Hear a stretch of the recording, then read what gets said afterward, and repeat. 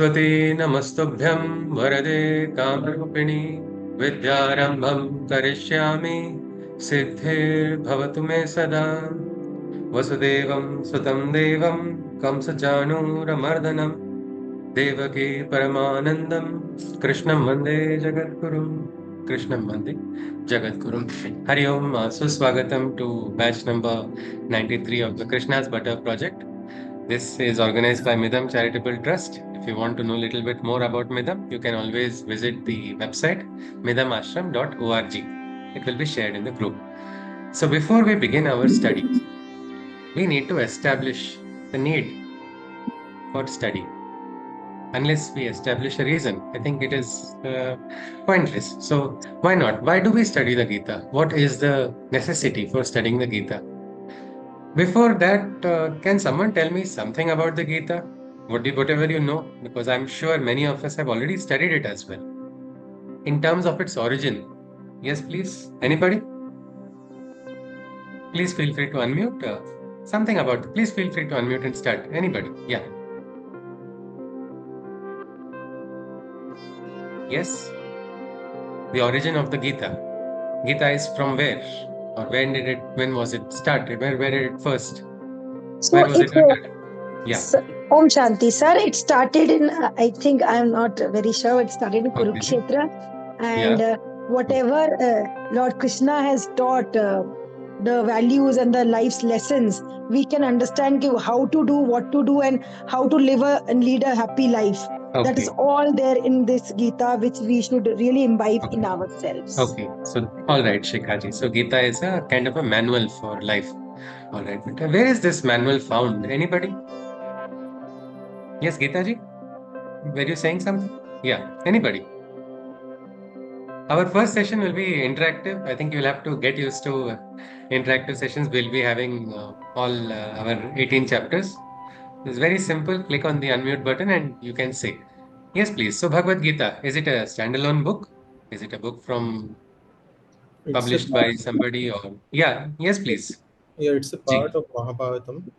So It is, yeah, it is a part of Mahabharata. Okay, Ji? and yeah, so actually it's Bhagavad Gita. So uh, song of the God. So Ha, it's okay. Ji, that's Satikam Ji, isn't it? Your name is reflecting as Tikam. yeah, Am I pronouncing it right? yeah, Tika. Yes, sir. All right. So Tikam Ji says it's part of Mahabharat. So Mahabharat was one grantha, isn't it? One great scripture. So Bhagavad Gita is part of Mahabharat. Anybody can tell which part of Mahabharat?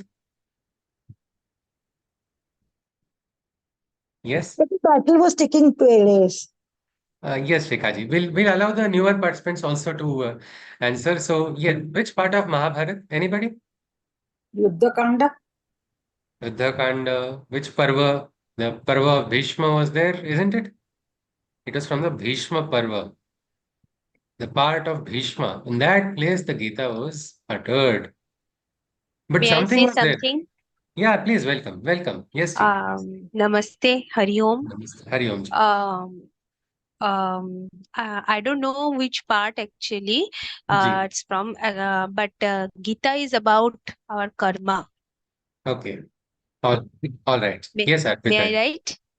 Yes, you are correct. You are correct. Gita Thank is you. picking up. Thank you. Thank you. Yes. So from Yes. Mahabharata, the Bhishma Parva, in the part of Bhishma, Bhagavad Gita was uttered. Something was so special about the Gita that this became a standalone book.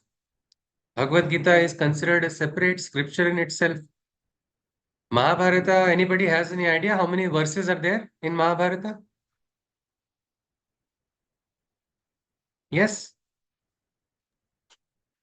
Number of verses in number of shlokas in Mahabharata. 10, 20, 100, 200, 500. Yes, anybody. Like auction, they keep raising the number, isn't it? It's So, 700. okay, somebody has said it is 700. Maybe we can push it a little higher in the number in Mahabharata. 1 lakh. 1 lakh verses. Can you believe it? Such a great composition. So many years ago, people are right now, there are arguments among the best of scholars. Excuse Yes, me, is please. it 1,10,000 in Hindi? Uh, There are versions which say 1,10,000, but some are sticking to 1 lakh. But anyway, it is a big number, isn't it? Lot bigger than Yeah. we can It's ever a imagine. It's a yeah. huge one. And there is also there is a question. There's sometimes a healthy fights are going on among Indologists also regarding dating of this Mahabharata. Some say it's 5,000 years old. Some say it's 7,000 years old. Some say even longer. But stingiest of Western Indologists also cannot deny this fact that several thousand years ago, more than this most minimal number of 5,000 also, that was the time when the Mahabharata was written. Now, in that, there is Bhagavad Gita. Bhagavad Gita has, I think somebody rightly said, the number 700. That is the number of shlokas in the Bhagavad Gita.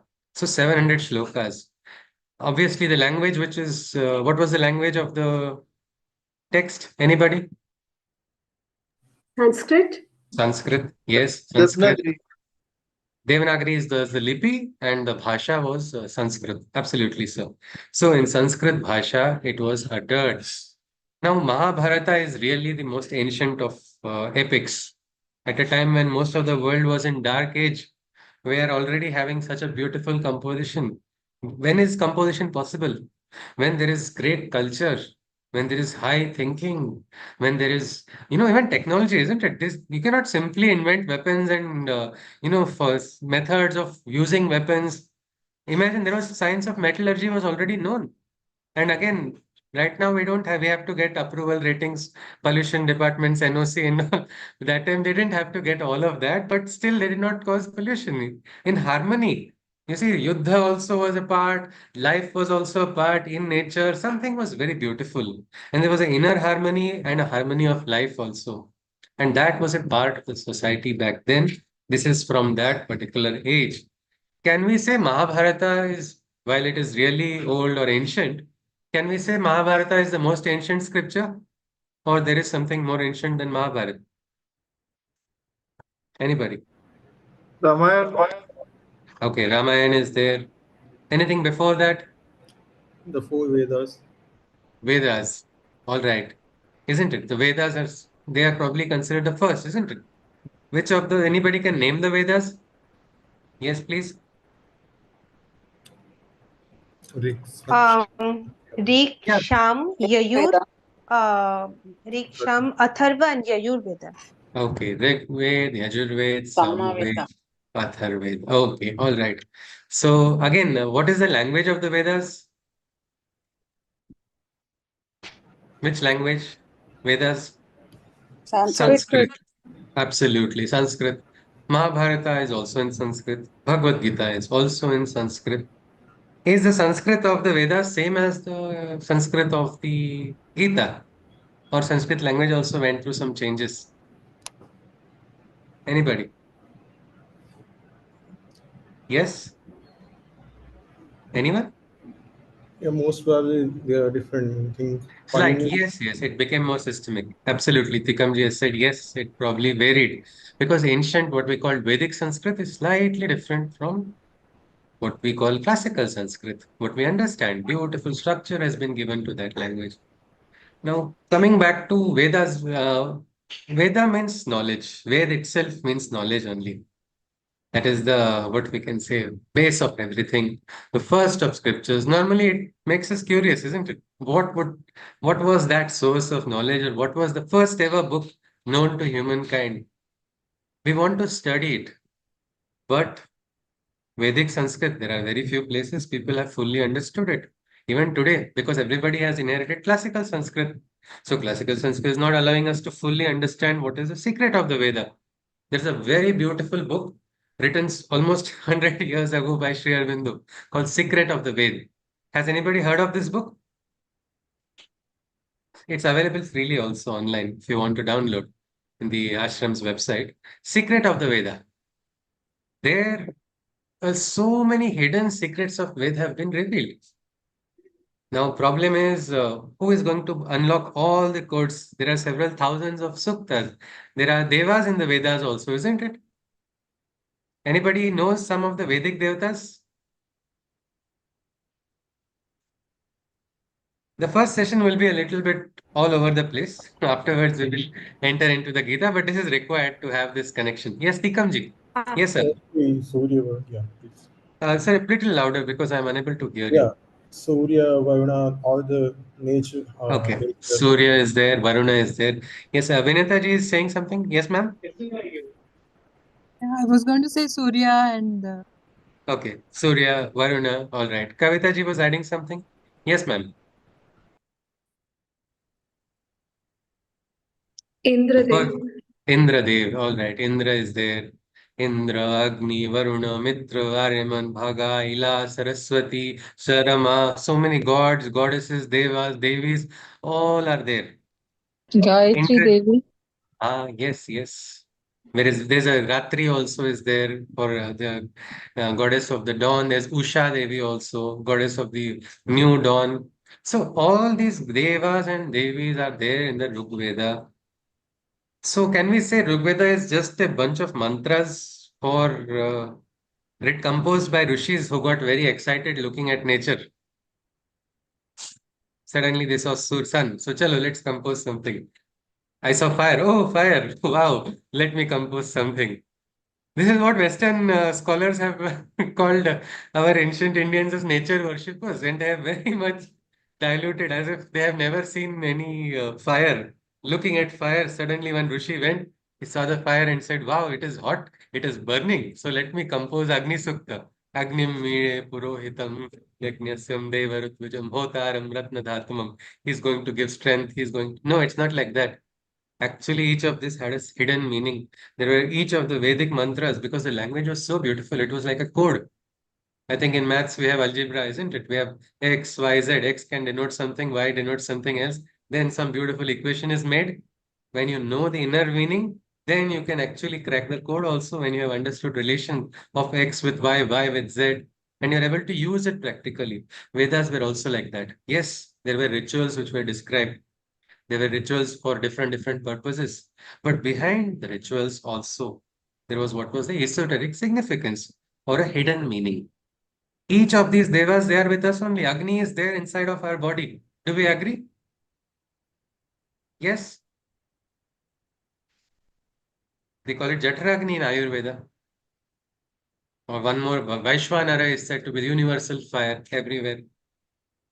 And fire, I think, is very common, no? Everywhere, like in many modern songs also, in the English songs also, give me freedom, give me fire. So what do they want? They want to get burnt? Okay, I think Anuradha ji has talked about Pitta dosha. It gets aggravated when the imbalance of Agni is there. And there is something called Agni Chikitsa in Ayurveda also. Apart from this, there is also a fire inside all of us, a fire of aspiration, isn't it? The fire which is called Divya Jyoti, a light which is One of the rising. Pancha Mahabhuta. Yeah, yes, yes. Who was speaking, Ji? Please go on. Yes, something you said about Panchamahabhutas. All right, I think fine. Yes, it is one of the Panchamahabhutas. So this One Agni of is the like Pancha this. Mahabhuta. Agni is one of Yes, the yes. Right, right. So like that, there is also each of these devas in the Rig Veda have a different meaning, inner meaning. Indra is not just one deva who is told. In the Puranas, we have different stories of Indra. But in the Vedic, Indra is the Lord of the illumined mind, higher consciousness. Is the one. Vishnu is also there in the Rig Veda. Vishnu is different from the Vishnu that we understand. So Veda is said to be knowledge, knowledge of most secret source. One of the greatest aspects where Adhyatma, where science, everything is all converging into that higher truth, which is called Satyam, which is called Rutam, which is called Bruhat. Satyam, Rutam, Bruhat, which is similar to Sat, Chid, Ananda. Truth, bliss, consciousness, it's like wide, and as you go deeper and deeper, you experience it. You experience that peace, you experience a realization. My question is, say today you find one guru. He says, I will teach you the entire Rig Veda, all the meanings, hidden meaning also, all the suktas. You come to my ashram, you stay here. I will tell you in the next, say, 1 year, 2 years, and I will teach all of it. Can we go? No fee is going to be charged, of course, because Vidya was free from the beginning. But it's not that. But do you have to, can you leave everything and go? Is my question. No. No. No, isn't it?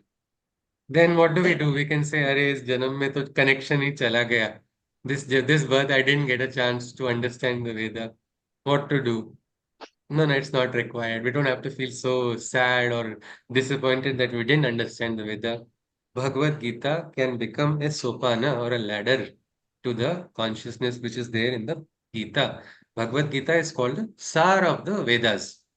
What truth is there in the Vedas, you can understand. We had an experiment also. After one Gita batch, some of the participants wanted to, because I had said that you will understand Rig Veda. So let us see if we can understand some of the suktas. So we picked up around 7 to 8 suktas, one sukta each month. We would meet once a while. That time, I was so surprised that when I was reading the sukta from the Rig Veda, which is before the Gita, this Sanskrit, Vedic Sanskrit, which is there, this particular sukta I'm referring, somebody is finding a reference of Bhagavad Gita in it. Says, hey, I have studied this in the Gita in this chapter. I find similar reference here. I find similar. We're not sitting to find references at all, but it was naturally happening. Meaning, say today we have not read the Gita, but today we have started. Tomorrow, when we complete reading the Gita, Veda will not appear so far. We are all Rishi Putra Vayam. We are children of those Rishis. The same genes flow inside of us. We are of that same Gotra. Gotra is an inheritance. Inheritance of wisdom does not have to come only through blood, isn't it? Even in Rigveda, there was one Rishi who is adopting another son. That son becomes the Gotra. Shunashepa. He becomes the different Gotra after a Rishi takes over. It is something like that. So, yes, our disconnect from the Veda should not be a barrier or for us to realize the knowledge. We should not prevent ourselves from realizing that higher truth. And the only way we can probably go in today's day and age is Bhagavad Gita. It will give us, it's like a walking stick for a blind man, isn't it? Something like that. For me personally, Bhagavad Gita allowed me to touch. I'll not say I understand the Vedas, but touch the Vedas. I got the confidence कि चलो ठीक है. No papa in touching it after studying the Gita. So this is why Gita is very special. It will allow you to understand some of the secrets what are there in the Rig Veda as well. So keeping this aside, all right. So what happened? Vedic Sanskrit was something which was very ancient, which was very special. But evolution took place, isn't it? Newer languages were getting born. Sanskrit also was slowly evolving. Something came after Vedas. They called it Vedanta. They call it Vedant. Veda, Anta. Anta means end. So is it the end of the Vedas? What is this Vedanta? Or Vedanta came and chalo, I'll finish the Vedas. What was this Vedanta? Anybody? Was it the end of the Vedas or was it something else? Yes, Kalpana madam? Upanishads. Okay, Upanishads. Vasundhara ji said Upanishad.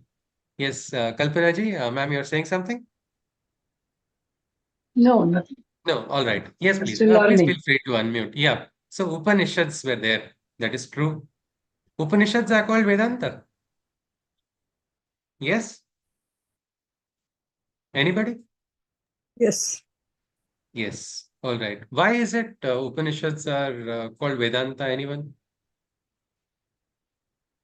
Or anybody can tell some names of the Upanishads? Anything. Please feel free to unmute. Mandukya Upanishad. Okay, Mandukya, the smallest Upanishad. Easiest to read. It is said very short Upanishad. In one more Upanishad called Muktika Upanishad, it is said somebody who realizes Mandukya Upanishad gets And moksha. Kathopanishad. Okay. Yeah. Kathopanishad. All right. Kathopanishad. So Mandukya is, if you see, it's a very small Upanishad, but it's an exposition of the Om, like a commentary of Om. Om iti etad aksharamidam sarvam tasyopavakyanam bhutam bhavishyaditi sarvam omkaram eva. Everything is Om only. It is like that. Mandukya is speaking. If somebody reads, it just appears to be Om only. So I think somebody else told one more. Kathopanishad. Kathopanishad is like a katha, a story, a big story, of Nachiketas and Yama, a boy talking to death. His father sends him, probably the first reference of a father-son argument where father says, I'll send you to Yama. Nowadays they use a different language. They say go to hell, like that. He says, I'll send you to Yama. And this young boy with his Tejo Bala, he goes up to the level of Yama. That's his purity, that's his sincerity, that is his tapas inside of him. That tapas is taking him up to there, and then a dialogue takes place. Again, very interesting. We did a Kathopanishad study also. We had a fun because many participants started laughing and saying, what is this? Nothing new is being told by Yama. Whatever is being told is told by Krishna in the Gita. I'm not seeing anything new. Of course, Kathopanishad has beautiful secrets in it. Nachiketa Agni is there, the different stories there, how interactions, all of that is beautiful. High truths are there. But some shlokas are so similar.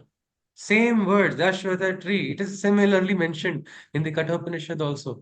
Here they are saying Asha Pasha Shatair Baddha, 100 bonds. In Kathopanishad, we see 101 bonds. What is the extra bond which has been added there? Well, we'll have to see, we'll have to study. But again, see, Gita is connecting to Katha Upanishad. Somebody said Kena Upanishad. Kena Upanishad is, look, and if you see, each of the Upanishad appears a little different in style. One Upanishad is Mandukya is mystic. It talks about sleep, awakening, consciousness, Jagruti, Sushupti, different states. Kathopanishad talks in the form of a story, like a father or a mother will tell a child. Very beautifully, we can learn through stories also, isn't it? Some people have that tendency to go through stories, they can understand better. Now, somebody mentioned one more Upanishad called Kena Upanishad. Kena Upanishad begins with a question. Kenishitam, where did everything begin? Who was it that brought about the fall in consciousness? What happened to God? Or why did the divine consciousness enter into the world? So this is another question. You see, I think each Upanishad is having a different style because that style depends on the guru who is creating that, who has created the Upanishad. But can we say there is some similarity in all of these different styles? Anybody?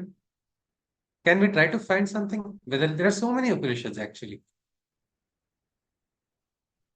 Yes, anybody? Do you think they might have a similarity or they're all different? Because they're all called Upanishads. Some is a story, some are stories, some are riddles, some are actually very long. And Brihadaranyaka Upanishad appears like a big forest only. Taittiriya Upanishad is again different.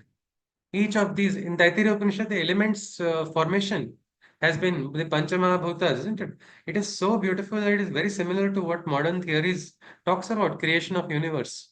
It has been perfectly mentioned. So all of these are having some common theme. Can somebody tell me what is that common theme? That is why they are all called Vedantic texts because they have one common theme, which is the purpose of Vedanta. What is this Vedantic philosophy? It is about, yes, Realization of life. realization of life or realization of Brahman. Hmm. The Brahman is the highest consciousness. Each one is like different weapons people use, no? Like that. Different, like some people use bow and arrow, some person prefers a sword, some person prefers a mace, like that. Each of these Upanishads try to connect to the Brahman. Brahman is what? The highest consciousness. Now, is the highest consciousness connected directly with our way of life? Yes or no? Or we want it to be connected, but we're not sure. Anybody? What do you think? Okay, Ashwini has written surrendering to the divine. Yes, so the divine consciousness, we all want to establish it in our life, isn't it? Vrindavan comes into our home. Wow, what a beautiful experience. It will be all fights will disappear. No tutu mame. Everywhere it will become Ananda and Ananda only. Well, we all want that. We want the rose, we don't want the thorns. Well, Brahman is that realization. But problem is, Upanishads cannot be realized so easily.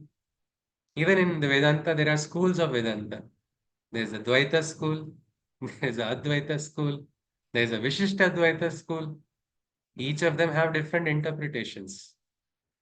And each of these schools has one common Shastra, one common reference book. That reference book is only our Bhagavad Gita. It is called a Pramana Shastra. Means say you want to believe in duality of Dvaita, the divine and the creation. Bhagavad Gita shloka you will find. Same person, say another person will find Advaita. Ekam eva dvitiyam Brahma. Again, another Bhagavad Gita shloka will help you for the same thing. Meaning, these are all different ways towards one truth, and Gita is going to be a help. When we go to a foreign world, I mean, foreign country, we can say outside of India, we need a passport, isn't it? Passport plus visa. Otherwise, you cannot enter in most countries. Without that, you cannot enter. No? Without a passport, you can't leave, isn't it? Even if it's a friendly nation which does not require anything else, visa on arrival, you're getting it. Don't worry. They will tell you. But still, without passport, you can't move. Like that, there is a passport required to enter into the kingdom of Brahma Vidya. Because this Brahma Vidya is not just a logical, what we can say, ratiocination of the mind, just logical tarka. It is something which is higher than logic. You need something, and that to enter into the Brahma kingdom of Brahma Vidya, it is said you cannot enter without Guru's Ashirvad, without Guru taking you there. Now comes the biggest question mark. Arey, what to do now? Let's go Google best, fastest, where can we find fastest Guru who will give us quick approval or quick visa into Brahma Vidya's kingdom. Well, again, this aspect of realizing of Brahma Vidya, because it's so important. Like I said, Mandukya Upanishad, it is having only say 12 shlokas, 12 verses. It is describing the entire truth. If you realize Mandukya Upanishad, you are free, you are liberated in this Janma. It is said moksha also is God. But you take, then why will we read Bhagavad Gita? No, 700 shlokas. Instead of that, read 12 shlokas 20 times, 30 times. You will get 30 times moksha. No, it's not like that. It's not so easy. There is something between differences there, isn't it? Between reading, gathering information, understanding, and realizing. So, realizing, how do we realize? Because you read 7 commentaries of Mandukya Upanishad, you will only see 7 different explanations of Om. And you start scratching your head, why are they saying differently? But what is this? What is there in this Om? How is Om past? How is Om present? How is Om future? I don't understand it. But when with Guru's Diksha you enter, Guru's Ashirwad comes, you begin to understand. That is the power. But now we don't have Guru. What do we do? Anybody, any solution? Any solution to this big problem? Brahma, Brahma Prashna for Krishna Brahma is the Vidya. Guru. Yeah? Krishna is the Guru. Ha, yes, isn't it? Krishna Mande Jagat Gurum. We hold on to our Guru. Chalo, theek hai. And it is true. After we finish our Bhagavad Gita study, I can say with certainty from my experience, not too much, of course. There are many more experienced people in our group. But last 5 years, I can say whatever little study has been done. After Bhagavad Gita, the Upanishads or the great Vedantic texts also, they are not so far away. You will feel closer to them as well. So this is one important aspect of the Gita. It can allow you to connect with our ancient heritage, heritage of the Vedas, heritage of the Upanishads. You tell this to a youngster, what will he say? So what? Or she also. So what? What should I do with my ancient heritage? They'll say, give me something which is more relevant to my everyday life.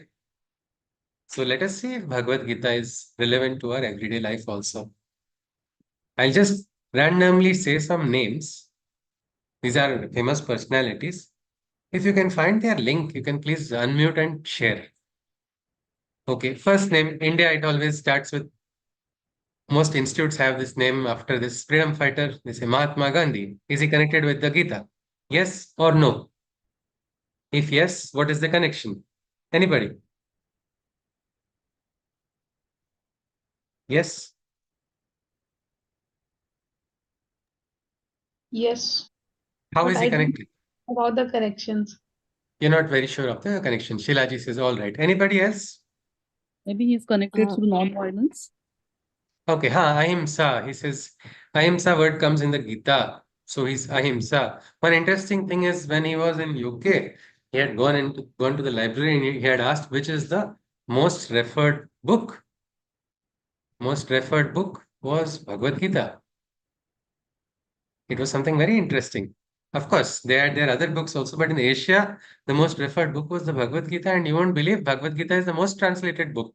So many translations. Nobody will jump at you saying blasphemy. How dare you translate it? No. Bhagavad Gita has got so many translations, and this principle of ahimsa, it is said that Mahatma Gandhi got from Bhagavad Gita.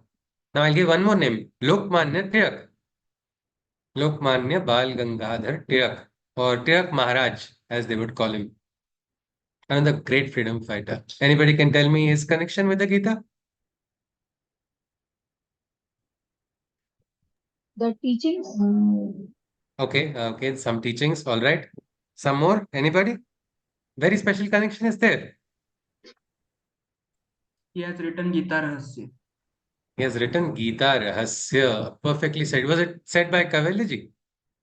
Yes. Yeah. All right. Where did he write the Gita Rahasya, Kaivalyaji? In Mandale prison. In Mandale prison. Yes, perfectly said. In Mandale prison. So he was also Ahimsavadi like Gandhiji? Not actually, but No. yeah, Very he opposite, isn't it? Shatham Prati Shatyam. The invaders or the Akrantas, what language they are speaking, give it back to them in that language, isn't it? yes. Yes, so much that he lived so many principles that people found out. Like in Maharashtra, many who participate from Maharashtra, they say Karmanye Vadikaraste Mam Phaleshu Kadachanam is uttered by Lokmanya Tilak and not Krishna. Because it created a breed of Karma Yogi freedom fighters willing to sacrifice their life for the cause of the nation. And so for him, again, a very different philosophy. Here we have one different understanding, another. Now, Robert Oppenheimer, I think everybody knows him right now because of the movie which has come out. But anybody knows his connection with the Gita? Yes?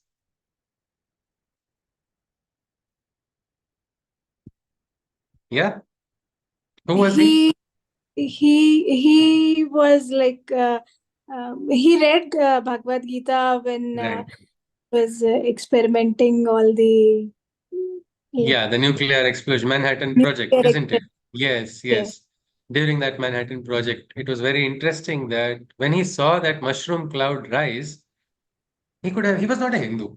He was not a Hindu. He did not fully understand the entire scripture also. But the very fact that watching a big pivotal moment for mankind, that was a big turning moment, of course. Many will say it was a great moment. Many will say it was a terrible moment. Whatever it was a powerful moment. The fact that he could find a connection. There was a shloka, Kalosmi. Unfortunately, his Sanskrit teacher gave him a different interpretation, or he interpreted it differently. Kalosmi he interpreted as I am death, though the shloka actually means I am time. But the fact that he is able to connect it shows that there is something in this scripture. Swami Vivekananda and the Gita, anybody? Yes, something about Swami Vivekananda. Yes. He got his life lessons from his guru, like Yeah. Arjuna from Like Lord Arjuna, Krishna. he got from Ramakrishna Paramahansa. Absolutely, Garimaji. Yes. And he has written beautiful commentaries also for different yoga sadhana methods also, and also how to work for the betterment of the country and the world. And he extremely, with so many references of the Gita you will see in his talks. Arise, awake, stop not till the goal is reached. Well, the higher thinking that he had was so beautiful that he was one of the first person to talk about Vasudhaiva Kutumbakam to people in a World Conference of Religions, where he said, "My brothers and sisters of America." Everywhere people had limited view. This is my person. This person is not mine. I am Nijaha Paroveti. The small-mindedness. But here he's saying, brothers and sisters. How did you say that? Everybody gave a standing ovation. Well, he was like that, and he got his principles firmly founded in the Gita only. Now, anybody knows about Sunita Williams? Yes, we're all praying she comes back safely and quickly back to the earth. But do you know her Gita connection? Anybody? Sunita Williams and the Gita. Or who She is took a Sunita Williams? copy. Yes, Yeah. yes, Chitraji. Yeah. She took a copy of the Gita to space. Yeah, she took a copy of the Gita to the space.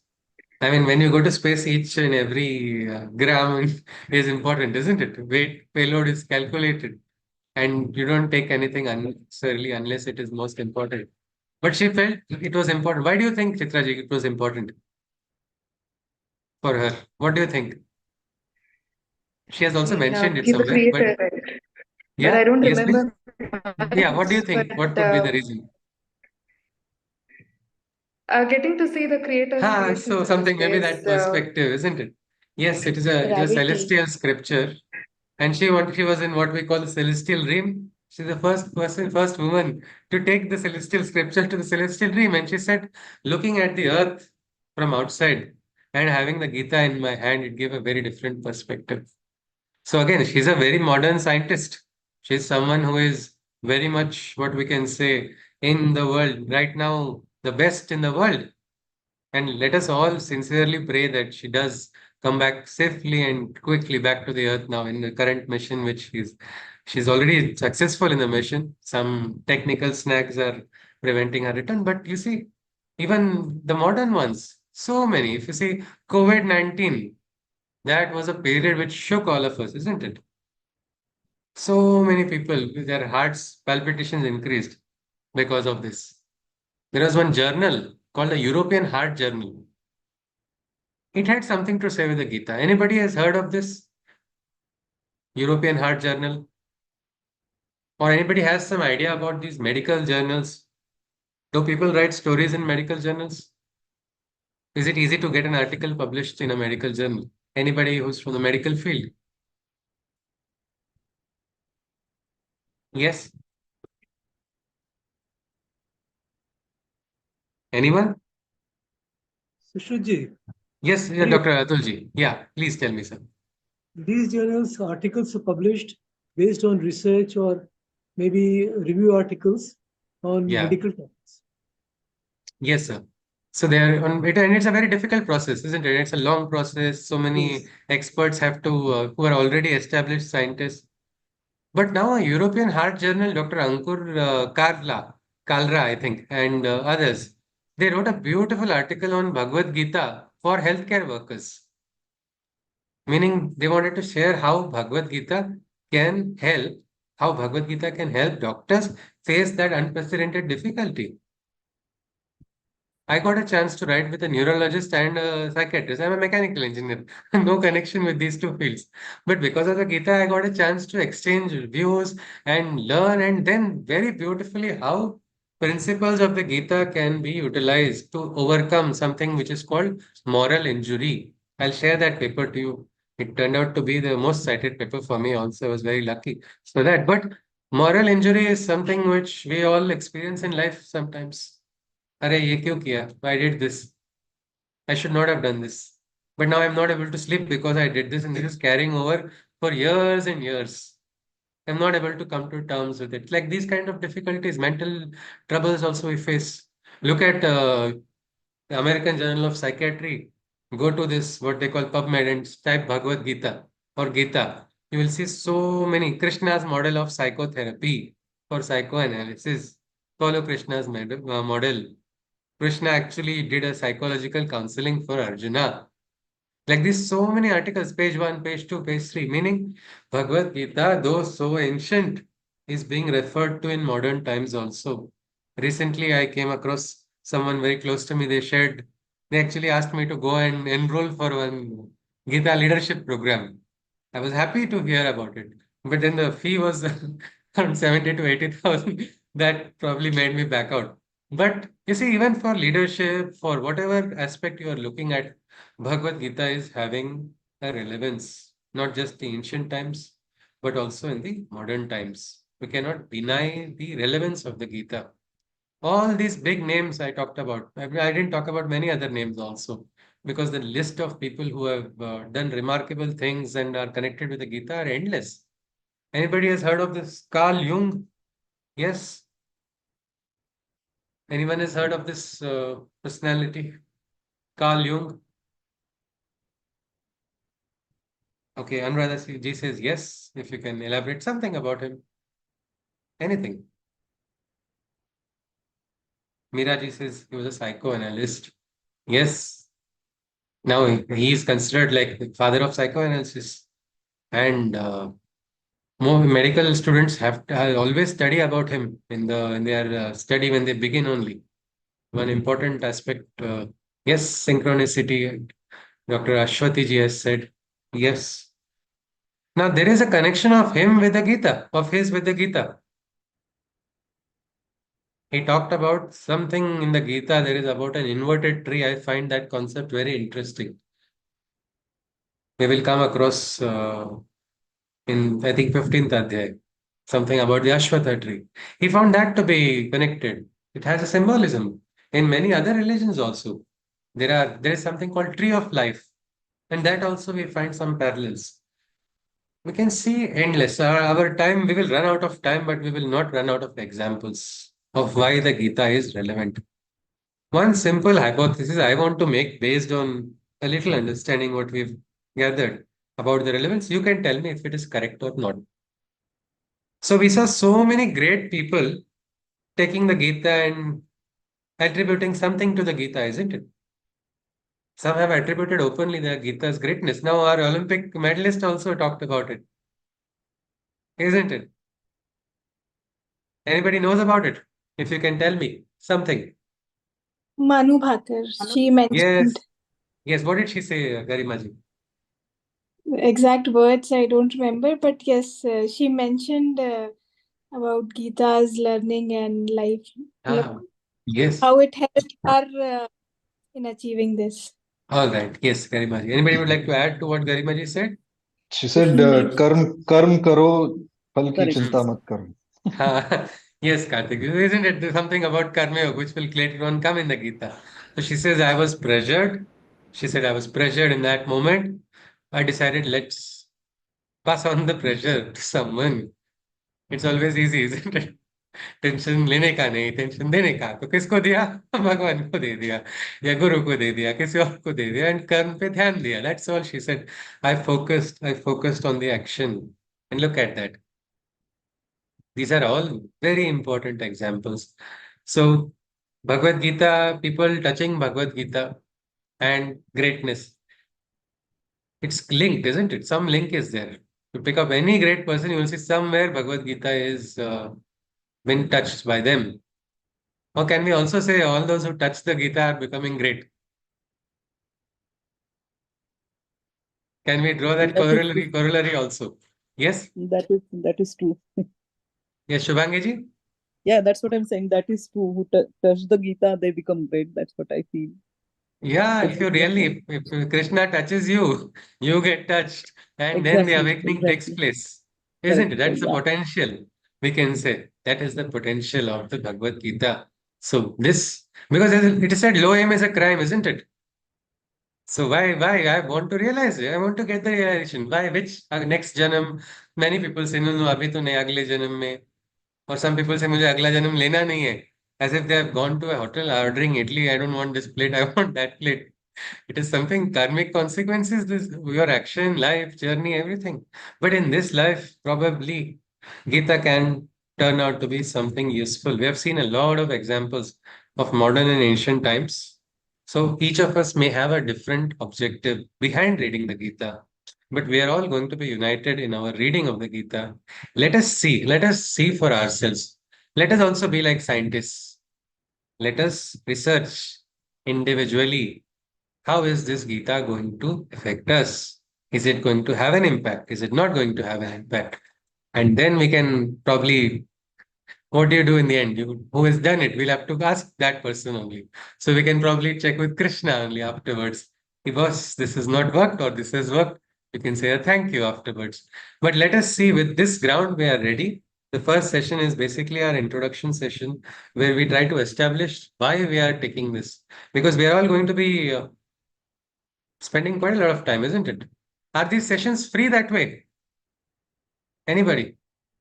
Are these sessions free? We say free sessions. Our trust says free sessions. But are they really free? Or you are spending something there? Time. Time, isn't it? And time is precious. Time is more precious than anything else. And so all of us are going to take our precious times for some important work. So if we do it consciously, maybe we will see, we will also realize, because only those who seek can find. So we are ready. We are ready with this ground to enter into the Gita. I had shared the story of the Gita in the group yesterday also and today as well. Did anybody read it? If you can say something about the story of the Gita, that will help us move ahead. Yes, please. Anyone? Something about the story of the Gita. We saw its antiquity, we saw its relevance, but now let us see its story because it directly begins in a very unique place. Anybody? Something about the story of the Gita. Or everybody can just add one line, like we can just pass on. One person says one, two lines, next person can add on. Yes, Vaishali ji. Yes, please. Yeah, it is what Krishna teaches Arjun on the battlefield. Okay. And it begins with Dhritarashtra asking Sanjay, I think, what is happening Okay. on the battlefield. Right. So that is the origin, means Gita's start happens there. All right. So why was this battle taking place? Anybody else? Thank you, Vaishali ji. Yes, ma'am. Anybody can tell me what was this battle for?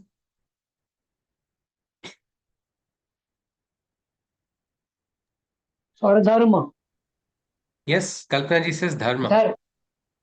Yeah. Okay, but dharma is something which we are yet to study it.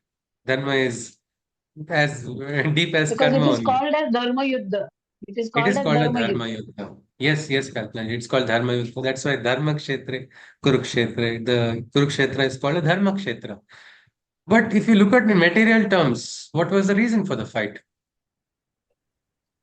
On the land, basis of land, Basis of land, property, land acquisition. Family land feud. acquisition.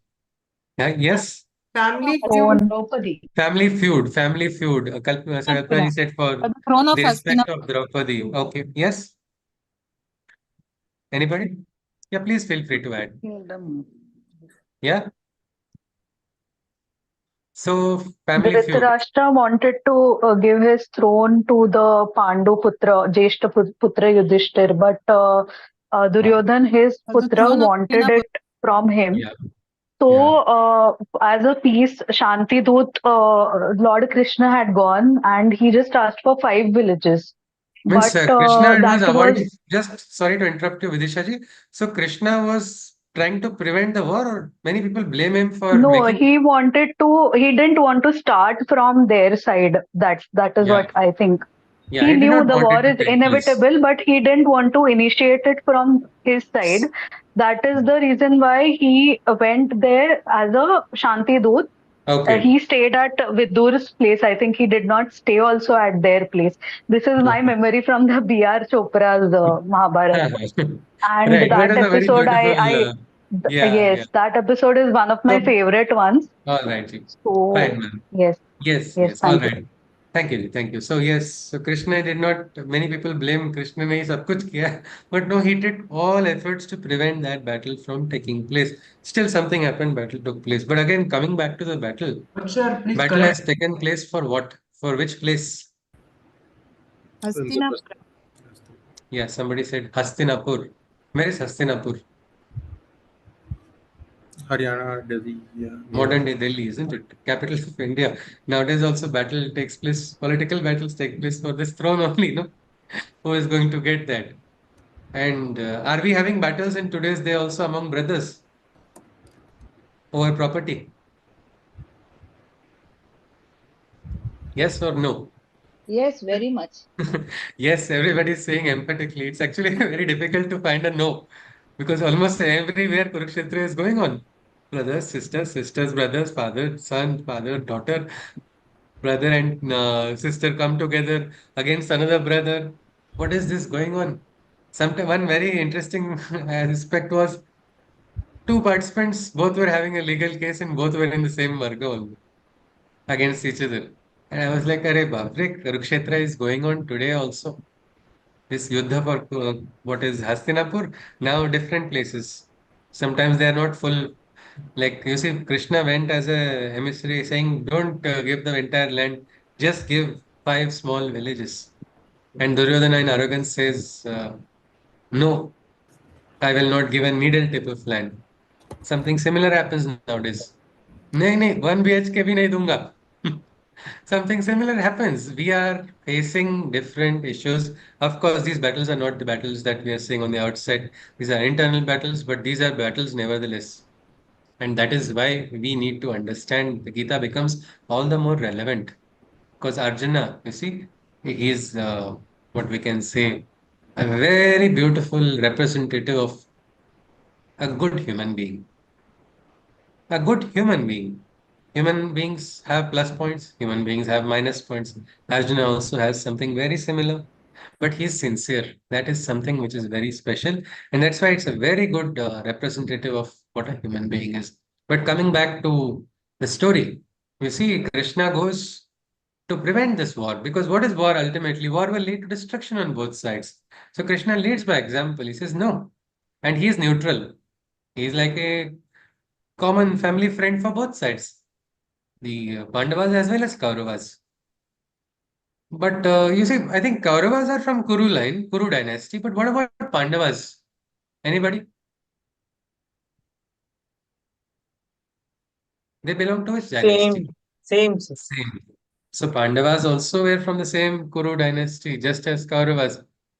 Yet, by their karmas, by their acharan, by the way they were loved by the public, by the actions, they earned a different name, a distinct name. That is why they were called children of Pandu. So they became, like Anuradhaji says, Pandu clan. But ultimately, they're all from the same Kuru clan. Even the Kurukshetra was the place which was made pavan by their ancestor. The great Kuru king had done great tapasya, and that is why Kurukshetra was also chosen for as a battlefield.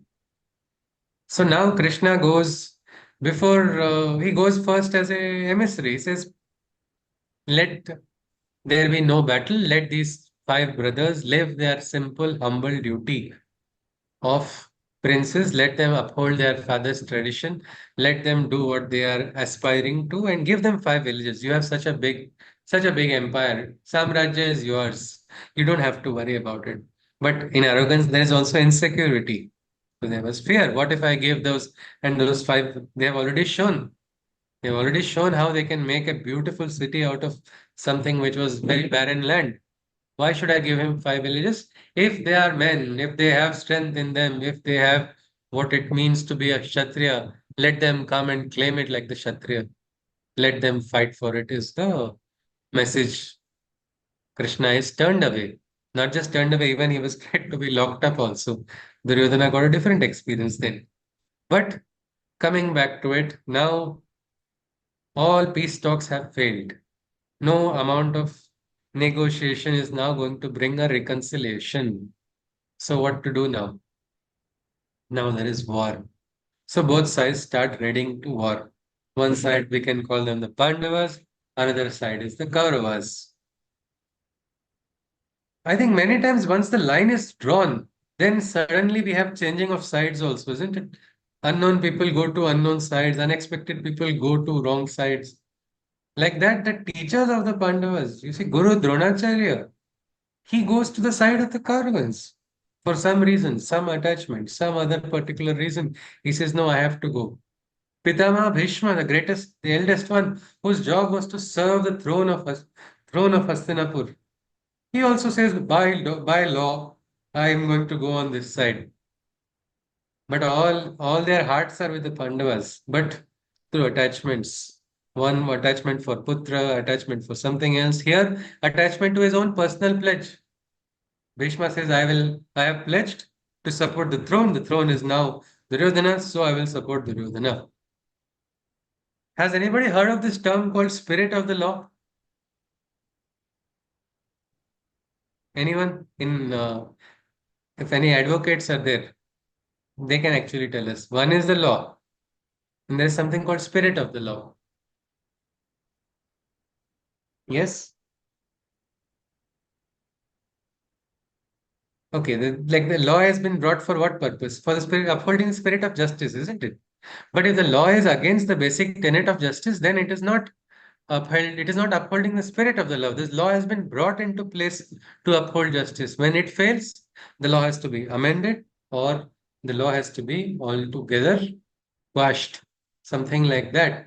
If Pitama Bhishma had understood, if my duty is towards providing a good ruler for the subjects, then I should understand that Yudhishthir will be the best one. But no, his attachment. So now sides have been taken. Kauravan's side outnumbers the Pandavan's side by several lakhs. So many more kings on that side, so many more soldiers on that side, so many more horses, elephants, weaponry, everything extra on that side. And the Pandavan side is appearing small. My question is, have we experienced this in life that when we are trying to do something good, when we are trying to do something nice, we feel we are overpowered. People who are doing wrong are having greater force than those who are doing right. Has anybody experienced that? Yes, absolutely. Anuradha says yes. Anybody else agrees? All right, we've got multiple people agreeing, so we'll go on. Yes, this is what happens. This is the game of forces. Later on, we will learn what are these forces at play in the world. There are constructive forces, destructive forces, asuri forces, devi forces. There are rajasic, sattvic, tamasic. All will come later on in the Gita. But something like that has happened, and Arjuna's side or the Pandavan's side is outnumbered. Yet they're all sincere because they know their hearts are clear. They're doing something which is right, which is just. A lot of kings also came knowing very well that they are outnumbered to support the Pandavan side. Why? Because they knew this was the right thing to do. So it became a dharma yuddha afterwards, because it became a yuddha for upholding what is right. So what is dharma? How do we uphold it? Right now in our neighboring country, something has happened. What has happened? Adharma has suddenly risen. Adharma's consequence is borne by whom? Collectively only, isn't it? Collective consciousness bears it. So what is dharma? You should say. You cannot say I'm in the apartment system. Problem is in my neighbor's place. So injustice happens there is okay for me. It's not happening inside of mine. No, that becomes your duty number one. Because if you do not, that will come to you as well. It is connected. We're all connected. COVID taught us that much, isn't it? All of us are 100% connected with each other, consciously also. So here we see Ayodhya is taking place. The question comes, Krishna, whose side is Krishna going to take part? It's like suddenly you're having a nuclear bomb. What will you do? Whichever side has a nuclear bomb, they are going to win. So they said, no, no, no, Krishna cannot take part in the battle. Krishna also agrees. He says, yes, I will not take part in this battle. There will be parity. Let both sides have an equal battle because I am equally connected with both of you. I am in the Pandavas and the Kauravas as well. Both are my own people. But Krishna says, I'll offer you a choice. What is that choice? You can either choose me or choose my or my army. army. Absolutely, rightly said. Duryodhana was like, his army is the Narayani Sena, equivalent of modern SWAT commandos. Extremely trained, extremely efficient. Duryodhana wanted to finish this battle quickly. So, okay, what? Krishna will give pravachan. Let him give it to Arjuna. I want Narayani Sena. So, this is what happens in arrogance. We immediately try to take hasty decisions, trying to build our power without having a good foundation. So, Narayani Sena goes to the Duryodhana side and Arjuna chooses Krishna. But again, there's a beautiful aspect. How will the choice be taken was the question. Because Duryodhana felt ultimately first choice will be the greatest choice. First person will take Narayani Sena only. So Krishna says, okay, whomever I see first the next day, that person can choose. So Krishna goes to sleep. Duryodhana and Arjuna both next to him. Arjuna is pressing the feet of Krishna. Duryodhana is by the bedside. Assuming as if Krishna is suddenly going to wake up with a nightmare, he'll open his eyes. Duryodhana's head will be next to Krishna. Arjuna was like sincere, simple. He said, it's all right. Let whatever right has to happen, happen. Let me touch the feet of Krishna. Normally, a yogi and all doesn't wake up with a start, isn't it? They wake up very slowly, controlled. They say Jagrati is also controlled. Going to sleep also is controlled. They enter into what they call Yoga Nidra. And their awakening also is beautiful. It is conscious. So like that, Krishna opens his eyes beautifully and there his eyes go towards his feet only first, naturally. And there is Arjuna. But Arjuna doesn't choose Narayani Sena. He says, Krishna, you come. You be with me. And what does Maharaja do? He says, I will be the charioteer. Means look at the great emperor. His army is on the other side. He is a charioteer for Arjuna. And this is the story. This is where the Mahabharata begins. This battle where the Gita begins in the Mahabharata.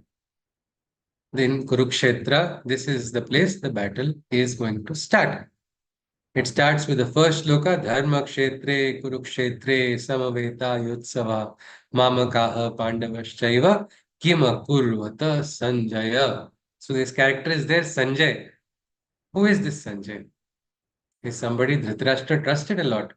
And he had something like what we have nowadays, breaking news, live telecast immediately in my channel first, something like that. Sanjay had what we call Divya Drushti by Krupa, by Prasada of Vyasa. Vyasa's Yoga Bala and Tapo Bala enabled him to give this Vardhan. He came directly to Dhritarashtra. He said, I will give you what is that conscious sight, insight of what is happening far away. It's a yogic siddhi actually. And but Duryodhana, I mean, Dhritarashtra, he's a blind emperor. Blind, why we will see tomorrow also. Why is he blind? But because he cannot see, and he says, no, I don't want to see suddenly because now he knows what's going to happen. It's going to be a gory battle. He says, all my life I have not seen. Why should I see right now? There will be death and destruction. I'll not be able to tolerate it. Instead, give that Divya Drishti to Sanjay, whom I trust. Let Sanjay relate to me what is happening. That is why Gita begins inside of the palace. Let us assume we are going to enter into the chamber of Dhritarashtra. His guards are standing outside. Dhritarashtra also, though he was blind, he was very strong as well. His walk is not like completely unconscious one. He could, without eyesight also, he would do all of his activities well. He would also fight well because other senses were intact. So he consciously walks. Dhritarashtra enters into his chamber. Sanjay is sitting maybe in Padmasana. And Dhritarashtra asks Sanjay, oh Sanjay, what happened in Kurukshetra? Tell me. So this is where our Bhagavad Gita is going to begin. It is going to begin not in a seminar room, not in a workshop, not in a conference hall, not in a library. A dialogue is going to take place between Krishna and Arjuna inside of a battlefield.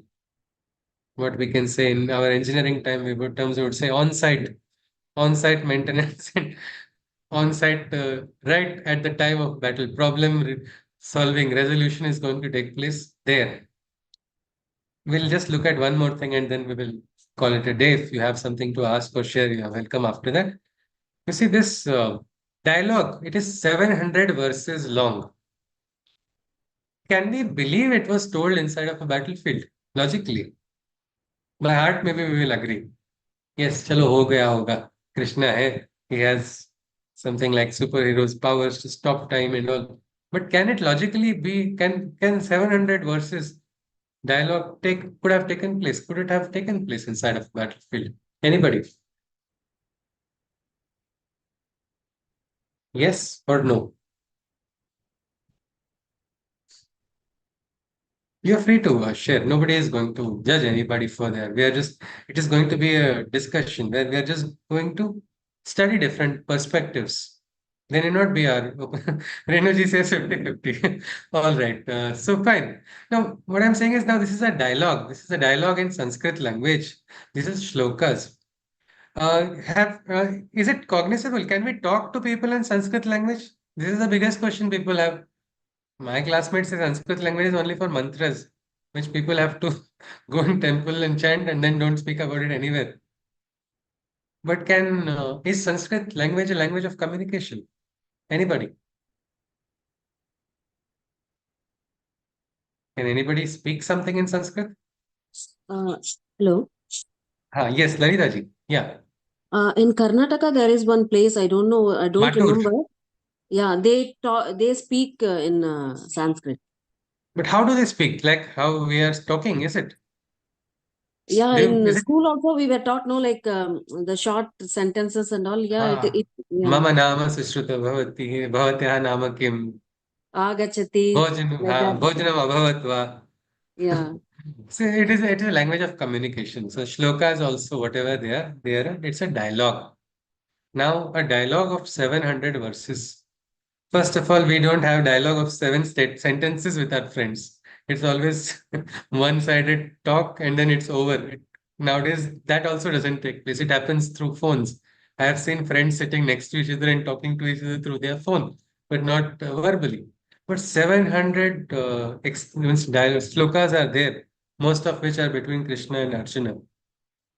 Is it possible? Well, it's actually possible because this was a very different yuddha. We call it Dharma Yuddha, isn't it? Dharma Yuddha meaning there were rules for this battle. Means there was foot soldier would fight foot soldier. Rathi would fight Rathi. Ati Rathi would fight Ati Rathi. Maharathi, Maharathi. Each of them had a rule. After darkness, nobody will fight. After Shankanad, let the opponent mark another opponent, and then two different equals would fight against each other. That is how the battle had started. And it was a battle which was fought for how many hours? For how many days? Anybody? 18 days. 18 days, isn't it? So it was not just one day battle. It was a battle for 18 days involving lakhs of soldiers. There are so many logistics also. Food had to be provided, isn't it, for all of them for 18 days. Does anybody know from where the food came? Who was the caterer? King of the Udupi clan, I guess. Yeah, from Udupi, isn't it? Both sides. Reshmaji is rightly said. Kauran side, Pandavan side, both received from there only. Yes. And Udupi is also famous for what? Reshmaji. Food again. Food Krishna and temple. Krishna's Krishna temple. temple also. Yeah, Yeah, Krishna's Bali. temple. Yes, a Krishna's. very beautiful Udupi Krishna is there. And there's a Mathan also. Yes. So this logistics are so many, getting all of this. There were battle formations, Vyuha Rachanas, which were formed prior. Strategies were made to counter another. One was like a pincer, crab one. One more strategy was something else. So each of these moving of soldiers also will take some time, isn't it? And planning before the battle, it's very much possible. The 700 shlokas could have got over within, say, 2.5 hours. And it's very much possible before the battle began, very logically. Even assuming there is like a lot of people say Krishna has divine power, he stopped time and all of that. Let us keep that aside. We do not know that yet. We have not yet reached some strength of stopping time. But even logically, it's very much possible. Why lakhs of soldiers? I think anybody has planned a wedding in their home for children, son, daughter, or brother's son, brother's daughter, somebody's home. Anybody has actively played an important role in planning somebody's wedding. Lots of guests have to come. Their logistics planning takes a lot of time, isn't it? Anybody? Would you like to share something? Was it easy or was it long or was it short? Movement of logistics of relatives also. It takes a lot of coordination. Lots of coordination. And how many minutes do we talk about it, or do we talk about it for hours before? I mean, a lot of planning is required, and Yeah. So it takes a while, isn't it? So when a simple wedding also in the house takes so much time, imagine a yuddha which is going to take place inside of the battlefield. There are so many soldiers, they have to take their positions. Movement of so many soldiers only will take so much time. It is very much possible that before the battle, this dialogue took place. If you look at the Gita, Shankanad has begun, but arrows have not started. Shankanad is like a warning. After the Shankanad, these chariots would go and mark opponents. Ki chalo, today Arjuna says, I'll challenge him. I'll challenge Bhishma. I challenge Drona. I challenge this person. That is after the Shankanad. Shankanad is just the warning. So only Shankanad had taken place and the battle had not that way started. So a very logical aspect of a discussion could have taken place. Yes, discussion could have easily taken place. You and your friends also sometimes we have discussion with our friends. If it's a very serious topic, it does take some time. And this is that dialogue. The nature of the dialogue is what it makes it so special. That is what we will be focusing on. And in our study, we are going to have a very practical, very practical application of the Gita in our everyday life. If it is not practical, then it's not spiritual also. Vedanta is also practical, Adhyatma is also practical, Sri Aurobindo had beautifully merged what is material and spiritual life as well.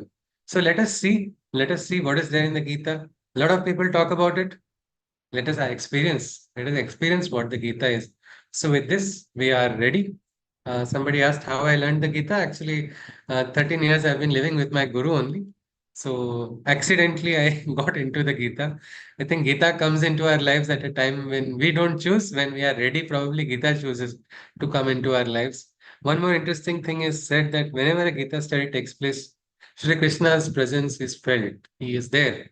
So let us see, let us experience. And if we catch Krishna, I think many of us have lots of questions to ask Krishna also. Why did this happen? Why did that happen? We can look at it. Yes. Some sound is coming in the background. Yeah. So with this, we are ready to conclude. I conclude with the Shanti mantra. After which, if you do have any queries, you are welcome. Today's session is that way completed. Hari Om. सर्वे भवन्तु सुखिनः सर्वे सन्तु निरामयाः सर्वे भद्राणि पश्यन्तु मा कश्चित् दुःखभाग् भवेत् हरि ओम तत्सत् कृष्णं वन्दे जगद्गुरुं जय श्री कृष्ण पुनर्मिलामः we'll see tomorrow we'll start officially the Gita tomorrow one more request to all participants you please turn on your video feeds because it's very easier to interact that way. If you're eating your dinner also, it's okay. You can keep your video feeds on. I will not take any share of the dinner. You can be free about that. So yes, please. If any queries are there, you're welcome or we'll conclude today's session. The link will be shared in the group. The same link will be used for joining the session also. Every day after the session, if anybody is already subscribed, you can also share the YouTube link for those who have not attended or missed out for some reason. It is, of course, not fully possible to attend all sessions, though some people have been attending, and I would say thank you. And I sometimes feel guilty. I've taken a lot of their times, but the notes that people take, they are very, very useful. I also have got a chance to learn from many participants. They have shared some very good insights. So if you have a diary and a paper with you, I mean, a pen with you, you can actually take down your notes because each of us has a different knowledge base. Each of us has a different kshetra where we are working. We might get some very nice examples which can actually benefit all of us. So with this, I conclude today's session. Thank you all for joining. I look forward to studying the Gita with all of you. Hari Om. Hari Om. Namaskar. Hari Om. Hari Om, sir. Namaskar. Hari Om. Hari Om. Hari Om. Hari Om. Namaste. Hari Om. Hari Om. Hari Om. Any queries? They are welcome. Yes. Hari Om, sir. Thank you, sir. Yes. Hari Om. Hari Om. If there are no queries, I will conclude the session. Yeah. Hari Om. Hari Om. Any query also about the nature of this? How are we going to be conducting also? You can ask. We will start, we'll look at the Sanskrit shloka, then we'll look at the English poetry, then we'll have a practical explanation of the same. And if it's not practical, you have the authority to stop me. You can stop me and why is this or what's Krishna said? Why is it not practical? We can explore it. We can try. I'll try to share what I understand. Yes, please. Ji. Hari Om. I'll conclude the session then.